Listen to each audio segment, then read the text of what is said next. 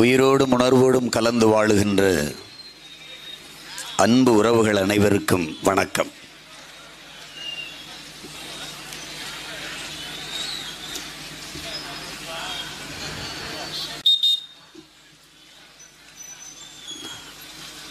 உங்கள் பிள்ளைகள் நாங்கள்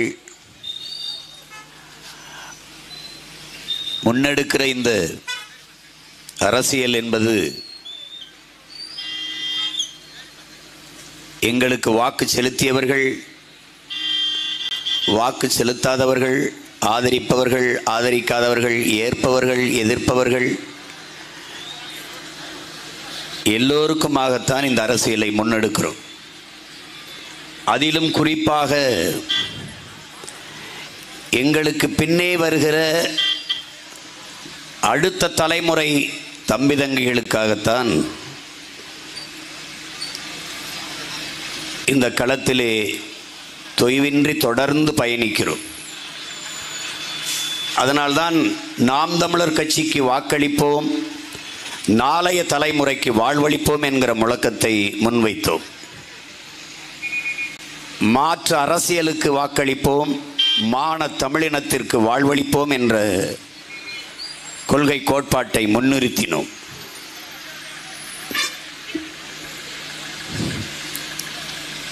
இங்கே கெடார் பகுதியில் வாழ்கிற என் மக்களுக்கு ஒன்றை சொல்லிக்கொள்ள விரும்புகிறேன். கெடார் மக்கள் என் தங்கை அபிநயாவுக்கு மைக்கு சின்னத்திலே வாக்கு செலுத்தினால் ஒருபோதும் கெடார் என்கிற உறுதியை உங்களுக்கு தருகிறேன். என் தங்கை திராவிட முன்னேற்ற கழகத்தில் இருக்கிற நம்முடைய அன்பு உறவுகள், அருமை தலைவர் பெருமக்கள் நம் சொந்தங்களை பார்த்து சில கேள்விகளை எழுப்பினர். அரசியல் கோட்பாடு கருத்து முரண்பாடுகளில் நாம் அவர்களை விட்டு விலகி நிற்கிறோமே ஒழிய, வேறு தளத்தில் நிற்கிறோமே ஒழிய, அந்த கட்சியில் இருப்பவர்களெல்லாம் நம் உறவினர்கள் என்பதை நாம் ஒருபோதும் மறந்துவிடக்கூடாது. அவர்கள் கருத்தை, அவர்கள் கோட்பாட்டை அவர்கள் எடுத்து வைக்கிறார்கள். நாம் நம்முடைய கருத்தை, தத்துவ நிலைப்பாட்டை எடுத்து முன்வைக்கிறோம். அதில் கண்ணியமோ கட்டுப்பாடு மீறலோ ஒருபோதும் இருக்கக்கூடாது.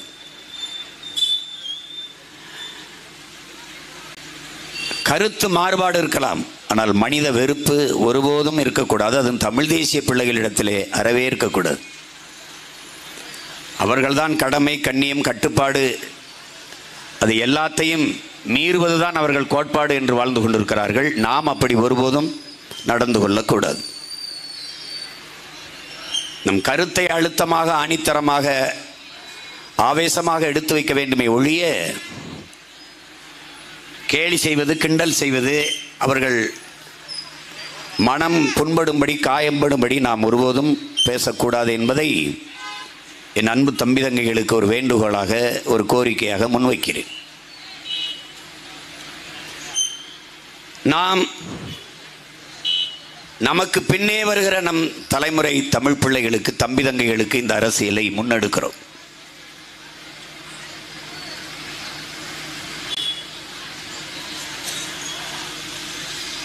இந்த உலகத்தை, இந்த பூமியை நாம் நமது முன்னோர்களிடமிருந்து பரம்பரை சொத்தாக வாங்கி வரவில்லை. நம் பிள்ளைகளிடத்திலிருந்து வாடகைக்கு வாங்கி வாழ்ந்து கொண்டிருக்கிறோம் என்கிற எண்ணத்தை என் அன்பு தமிழ் சொந்தங்கள், என் அருமை தம்பி தங்கைகள் கவனத்தில் வைத்துக் கொள்ள வேண்டும். மாமேதை மார்க்ஸ் அவர்கள், இந்த பூமி, இந்த உலகம் என்பது தனி ஒரு மனிதனுக்கோ, சமூகத்திற்கோ, ஒரு அரசுக்கோ உடைமையானது அல்ல. இது வழி வழியே வருகிற வருங்கால சந்ததியினருக்கானது.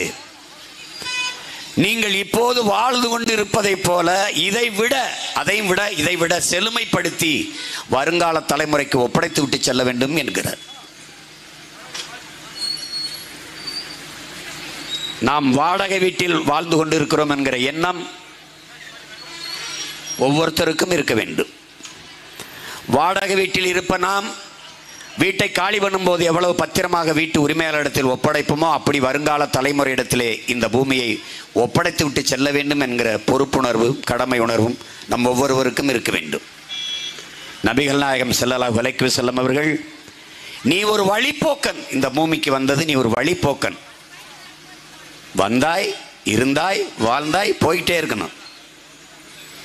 இவங்கள மாதிரி என்னது ஒன்றுதுன்னு பூமித்தாயின் தலையில குண்டை போட்டு இது ஏன் நாடு, இது ஏன் எல்லை, அதெல்லாம் கூடாது.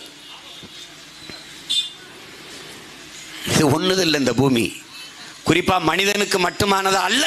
இந்த உலகம் பல கோடிக்கணக்கான உயிர்களின் உடைமை என்பதை அறிவார்ந்த தமிழ் சமூக தம்பிதங்கைகள் புரிந்து கொள்ளணும். இந்த விளக்கை சுற்றி பறக்குதே கொசு, அதுக்கும் இந்த பூமியில் உரிமை உண்டு. உன்னை கடிக்குதே மூட்டைப்பூச்சி, அதுக்கும் உரிமை உண்டு. கடும் விஷத்தை வச்சிருக்க பாம்பு, தேளு, அதுக்கும் உரிமை உண்டு. இது பல கோடிக்கணக்கான உயிர்களின் உடைமை, உனக்கு மட்டுமானதல்ல. கவி பேரரசு வைரமுத்தவர்கள் உலகில் கடைசியாக எது வருதோ அது ஆதிக்கம் செலுத்துகிறாங்கிறார். கடைசியா எது தோன்றுதோ அதான்டா ரொம்ப பெரிய ஆதிக்கம் செலுத்துதுங்கிறார். ரொம்ப கடைசியா வந்தது இந்த சாதி மத உணர்ச்சி, அது ஆதிக்கம் செலுத்துது. இந்த நிலத்தின் அரசியல் என்றால் அதுதான் தீர்மானிக்குது. இந்திய நிலத்தில், இந்திய நாட்டில் மிக கடைசியா வந்த மொழி இந்தி, அது ஆதிக்கம் செலுத்துது, செலுத்த துடிக்குது. உலக உயிரினங்களில் பரிணாமத்தில் கடைசியாக வந்தவன் மனிதன், அவன் ஆதிக்கம் செலுத்துறான். இவனாலதான் பிரச்சனை. இந்த உலகத்தில் இத்தனை கோடி உயிர்களுக்கு எந்த உயிரினத்தாலும் பூமிக்கு ஆபத்தில்லை. கடைசியாக வந்த சமூக விலங்காக இருக்கிற இந்த மனிதனால் தான் இவ்வளவு பெரிய பேராபத்து இந்த பூமிக்கு நிகழ்ந்து விட்டது. அண்ணல் காந்தியடிகள் நம் இயற்கை எண்ணெய், நம் பூமி தாய் எல்லா உயிர்களுக்குமான தேவையை தந்து விடுகிறாள், ஆனால் மனிதனின் பேராசைக்கு தர முடியாமல் தவிக்கிறாள் என்று சொல்கிறார்.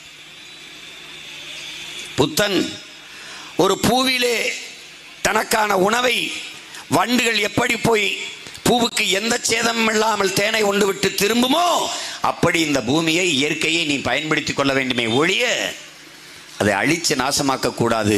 ஏனென்றால் அது உனக்கானதல்ல, உன் சந்ததிக்கானது என்கிறார். அறிவார்ந்த தமிழ் சமூக பிள்ளைகள், என்னிலும் இளைய என் தம்பி தங்கைகள், இந்த கருத்துக்களை ஆள் மனதில் பதிய வைத்துக் கொள்ள வேண்டும். இந்த அற்ப தேர்தலை விடுங்கள். அதில் வெல்வார்கள், தோற்பார்கள். தோற்றவரெல்லாம் தோற்றவரல்ல, வென்றவரெல்லாம் வென்றவரல்ல.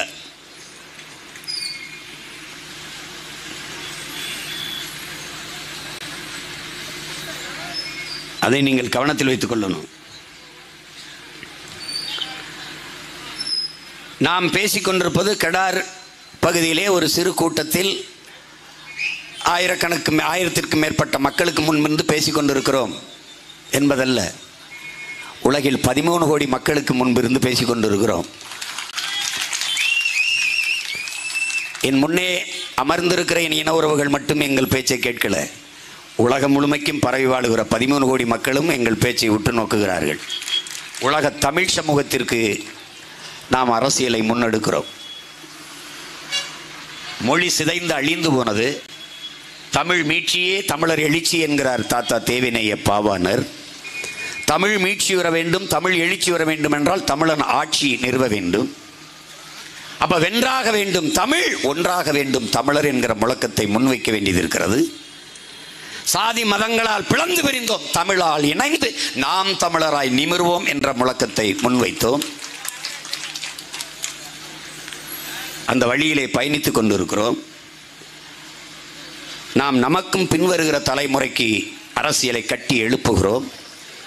நாம் இன்றைக்கு வீதியில் நின்று கத்தி உரிமை இழந்து, உடைமைகளை இழந்து, உயிரையும் இழக்கிற அவல நிலையில் நிற்கிற நாம் இதை போலவே நம்முடைய பிள்ளைகளை, நம்முடைய தம்பி தங்கைகளை விட்டுவிட்டு செல்லக்கூடாது என்கிற பெருங்கனவில் இந்த இடத்தில் இருந்து கற்றுக்கொண்டு இருக்கிறோம். எங்கள் முன்னவர்கள் இந்த பணியை சரியாக செய்திருந்தால் நானும் என் தம்பி தங்கைகளும் இந்த இடத்திலிருந்து இந்த வேலையை செய்ய வேண்டிய அவசியம் இருந்திருக்காது. இது எங்களுடைய கனவா? இல்லை இல்லை. எங்கள் முன்னவர்கள், எங்களுக்கு முன்பு எங்கள் தாத்தா கலிய பெருமாள், எங்கள் அண்ணன் தமிழரசன் முன்வைத்த மிச்சம் வைத்து போட்ட பணியின் தொடர்ச்சி தான் நாங்கள் செய்து கொண்டிருக்கிறோம். எல்லாவற்றுக்கும் மேலாக எங்கள் உயிர் தலைவன் பிரபாகரன் அவர்களின் ஆயுதம் மிச்சம் வைத்ததை அரசியலால் வென்று முடிக்க வேண்டும் என்று இந்த களத்திலே நிற்கிறோம். நாங்கள் எந்த வழித்தடத்தில் பயணிப்பவர்கள்? நம்முடைய தாத்தா ஓமந்தூர் ராமசாமி ரெட்டியார் முதலமைச்சராக இருக்கிற போது, சென்னையிலிருந்து கோவைக்கு போகிற போது, சேலத்துக்கிட்டே வருகிற போது, தொடர் வண்டியின் நடத்துனர் அந்த டிடிஆரை கூப்பிட்டு இங்கே வாயா அப்படின்னு, இங்கே வாங்க முதலமைச்சர்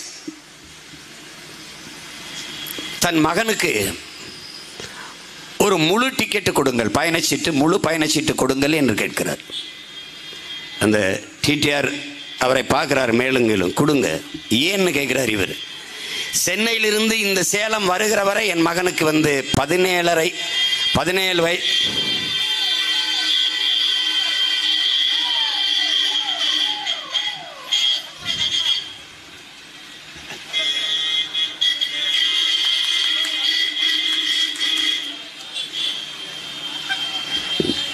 நம்ம கட்சி தான்.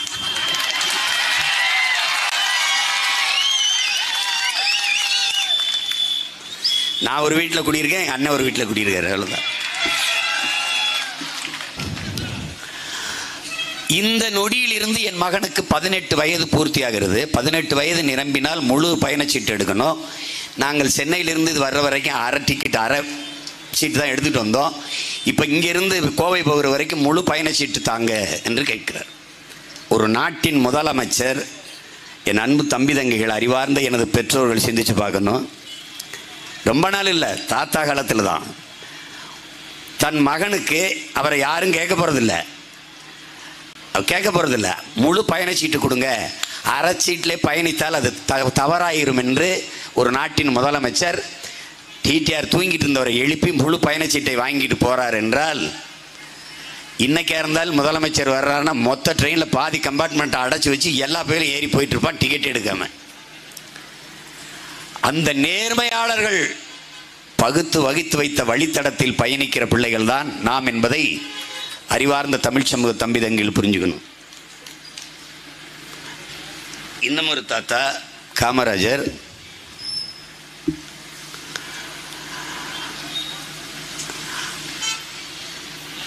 இடது கை பக்கம் துண்டை போடுறாரு, இப்படி போடுறாரு, போட்டுக்கிட்டே இருக்காரு. சட்டை வலது கை பக்கம் கிழிஞ்சிருது தோள்பட்டைக்கிட்ட.